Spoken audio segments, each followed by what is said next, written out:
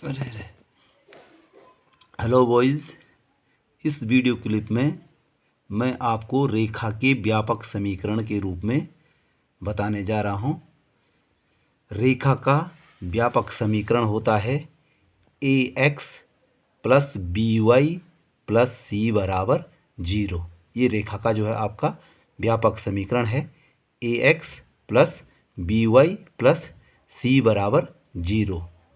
अब इस रेखा के समीकरण की आपको जो है इसकी ढाल यानी प्रवणता जिसको कहते हैं, रेखा द्वारा एक्स अक्षों पर काटे गए एक्स और वाई अक्षों पर काटे गए अंतःखंड और रेखा पर मूल बिंदु से डाले गए लंब की माप और लंब का धन एक्स अक्ष से झुकाव कैसे ज्ञात किया जाता है, मैं इसमें आपको बताऊंगा। सबसे पहले मैं आपको, इससे पहले हमने आपको रेखा के 3 रूपों के संबंध में बताया। ये देख लीजिए, ये है ढाल या प्रवणता रूप। रेखा का ढाल या प्रवणता रूप क्या होता है?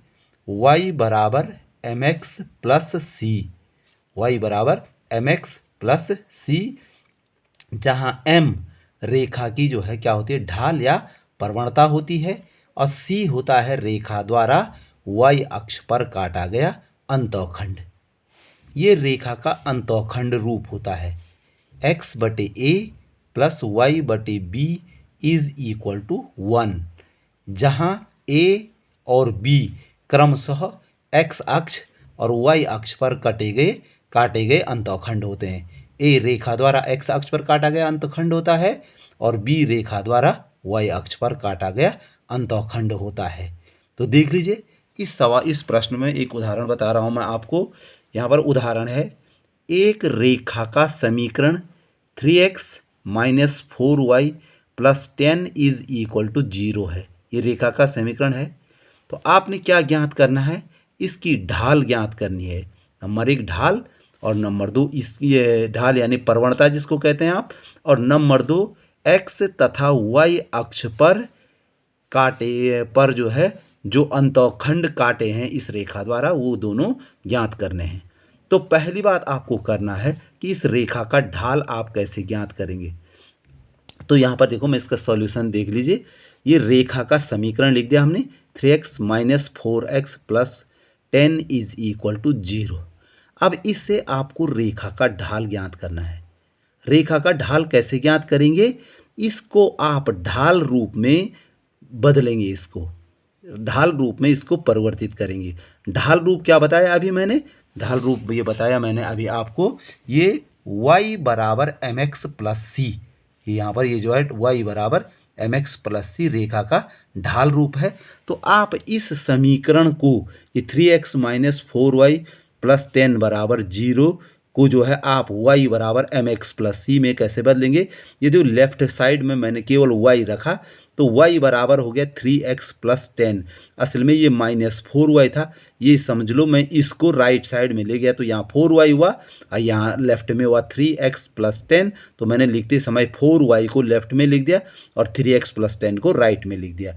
तो 4y बराबर 3x प्लस 10, या y बराबर हो गया, ये 4 जो है यहाँ भाग में चले गया, तो दोनों के अलग अलग रखा मैंने भाग में, 3/4x और धन 10/4। तो ये रेखा ये किस रूप में हो गया?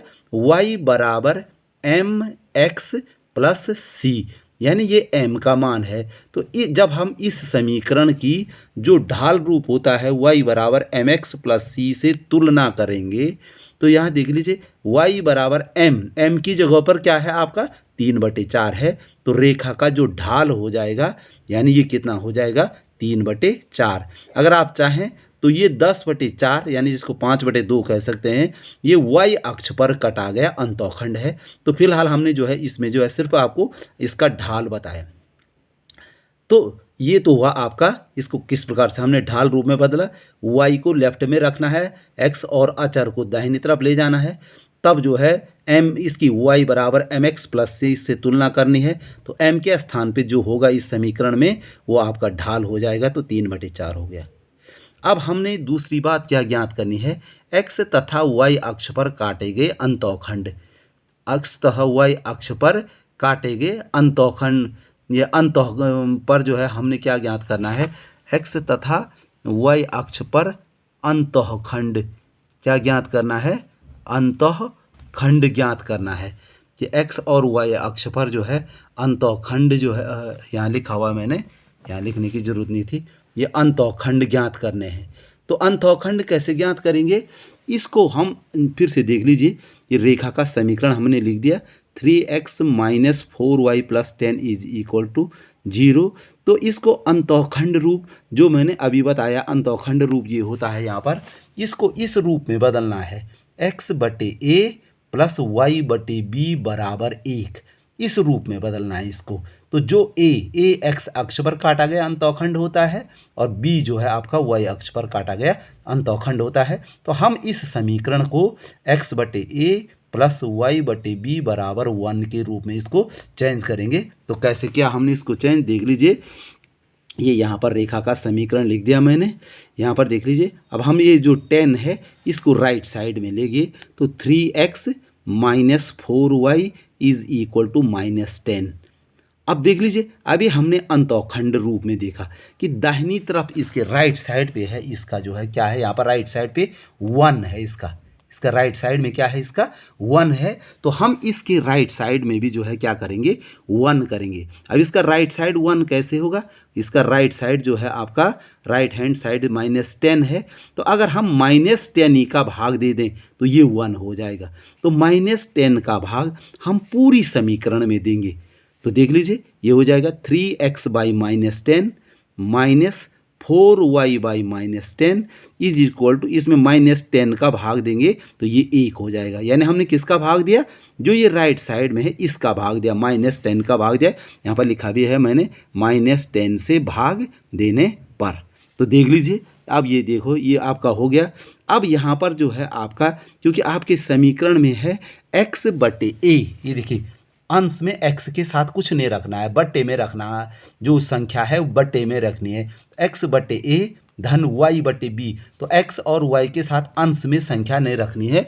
तो कैसे करेंगे इसको, देख लीजिए, ये यहाँ पर 3x बाई 10 है, ये 3 है, 3 को मैंने माइनस 10 के बट्टे में रखा। आप तो अच्छी जानते अगर भाग में भिन्न हो तो ये 3 फिर उलट के ऊपर चले जाएगा, तो ये 3x, जब ये 3 ऊपर रह सकता तो ये नीचे भी आ गया, तो आपका x बटे माइनस 10 बाई 3, ये देखिए कोई परिवर्तन नहीं हुआ। अगर ये माइनस 10 बाई 3 है तो ये 3 ऊपर ही जाता है, तो ये 3x ही हो जाएगा। तो x बराबर होगी x बटे माइनस 10 बाई 30, अब प्लस ये देखो ये माइनस ये माइनस ये हो गया, और ये प्लस इसलिए हुआ, ये भी माइनस है और ये भी माइनस है, माइनस माइनस का जो है अब कट कैंसिल हो गया, प्लस हो गया। और ये देखो ये 4 भी जो अंश में था ये हमने 10 के बट्टे में रखा, तो आपका y बटे 10/4 इज इक्वल टू ए, ये 1 हो गया आपका। तो देख लीजिए ये अंतःखंड के रूप में हो गया, x बटे ए प्लस वाई बटे बी इज इक्वल टू 1। देख लीजिए, तो यहाँ पर लिखा मैंने इस समीकरण की रेखा के अंतःखंड रूप, यानी अंतःखंड रूप होता है x बटे ए धन y बटे बी इज इक्वल टू 1 से तुलना करने पर। तो तुलना करने पर क्या हो जाएगा, a की जगह पर हो गया माइनस 10/3 और b की जगह पर है ये 10/4 यानी π/2। तो यानी x अक्ष पर कटा हुआ अंतःखंड हो गया माइनस 10/3 और y अक्ष पर कटा हुआ अंतःखंड हो गया आपका 5/2 इकाई। तो इस प्रकार से कोई भी रेखा का समीकरण हो तो इसको आप जो हैं इसके अंतःखंड रूप में बदल सकते हैं। जैसे मैंने अभी बताया अंतःखंड रूप में कैसे बदलेंगे, पहले इस संख्या को दाहिनी तरफ ले जाएंगे, फिर इसी संख्या का भाग देंगे। तो इस प्रकार से आप जो है अंतःखंड, इसके अंतःखंडों की लंबाई भी जो है ज्ञात कर सकते हैं। इसी प्रकार से मैं आपको जो है एक लंब रूप वाला प्रश्न भी आपको बताने जा रहा हूँ। ये है एक एग्जाम्पल है, समीकरण है √3x plus y minus 8 is equal to 0 को लंब रूप में रूपांतरित कीजिए और p तथा अल्फा के मान ज्ञात कीजिए।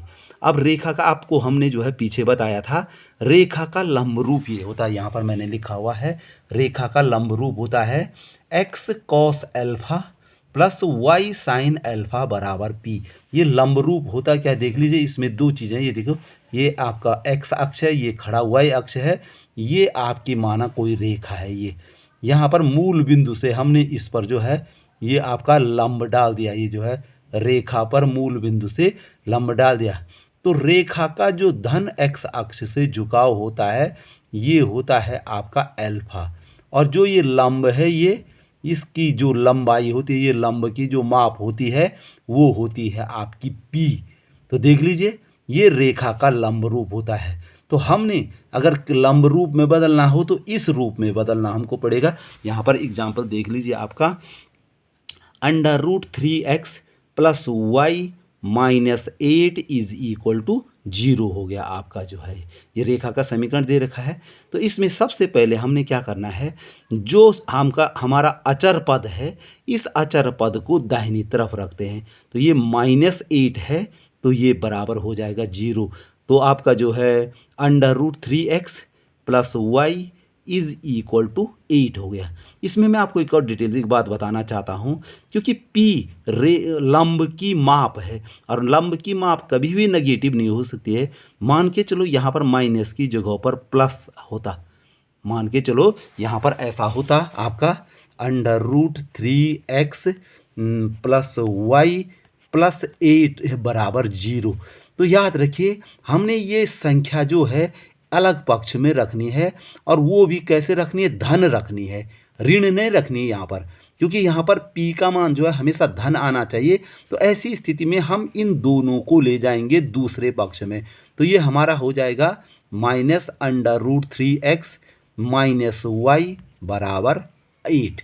अगर ऐसी कंडीशन हो कि ये संख्या प्लस हो तो इन दोनों को ले जाते हैं दूसरे पक्ष में, और 8 को याद रखिए लंब रूप के लिए ये हमेशा जो है क्या रखनी है, धनात्मक रखनी है। इस चीज़ का ध्यान रखना है। बहरहाल इस प्रश्न में देख लीजिए इसमें तो ऑलरेडी -8 है तो बराबर में +8 हो गया।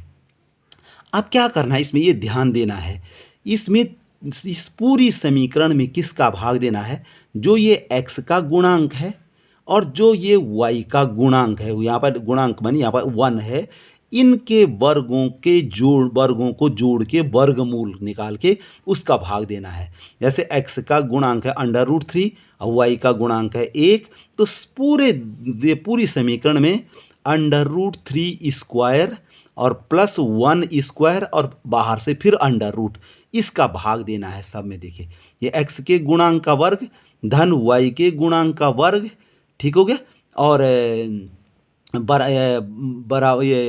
और उसका भी √ का जो है हम क्या करेंगे, भाग देंगे इसको। तो जो है इसका इसमें भाग देना है आपको। अच्छा, तो यहाँ पर हमने क्या किया, √3² + 1 का स्क्वायर और उसका √ का भाग पूरी समीकरण में देखिए यहाँ पर लिखा है √3² + 1² √ से भाग देने पर। तो ये क्या हो जाएगा आपका √3, ये देखो √3 का स्क्वायर 3 होता है और 1 का स्क्वायर 1, 3 और 1 4, 4 का वर्गमूल हो गया 2। तो √3/2x + 1/2y बराबर हो गया 8/4। तो मैंने x को पहले लिखा x, ये √3 याद रखिए ये इस समीकरण से तुलना होनी चाहिए आपकी, x cos alpha + y sin alpha बराबर p, यानी x के साथ cos अल्फा। तो cos के किस कोण का मान √3/2 होता है, cos के 30 डिग्री का, और sin ये देखो दोनों का याद रखिए दोनों एक ही कोण होने चाहिए, cos के 30 डिग्री का और sin के 30 डिग्री का मान है। तो ये हो गया आपका x cos 30 डिग्री + y और ये sin 30 डिग्री बराबर हो गया 8/2 मानी 4। तो देख लीजिए ये रेखा का आपका जो है लंब रूप हो गया, और लंब रूप हो गया। तो अगर आपको जो है आपका p का मान निकालना हो तो इस जो ये समीकरण है इसकी लंब रूप है हमारा x cos alpha + y sin alpha बराबर p से तुलना करेंगे। तो यहाँ पर देखो अल्फा की जगह पे 30 डिग्री है दोनों जगह, तो 30 डिग्री हो गया, और p की जगह पे आपका क्या हो गया 4 इकाई हो गया आपका। तो ये यहाँ पर देखो है हमने अल्फा का मान भी निकाल दिया, p का मान, पर इसको लंब रूप में कैसे बदला जा सकता है इसको मैंने इसमें डिटेल रूप से इसमें बता दिया है। याद रखिए ये दोनों मान जो है एक ही कोण के लिए होने चाहिए, ये कॉस के लिए होना चाहिए, ये साइन के लिए होना चाहिए। तो इस आधार पर आप जो है जो आपकी नेक्स्ट एक्सरसाइज है इसके जो है कम से कम प्रश्न नंबर 1, 2, 3 तक जो है आप सॉल्व कर सकते हैं। ओके।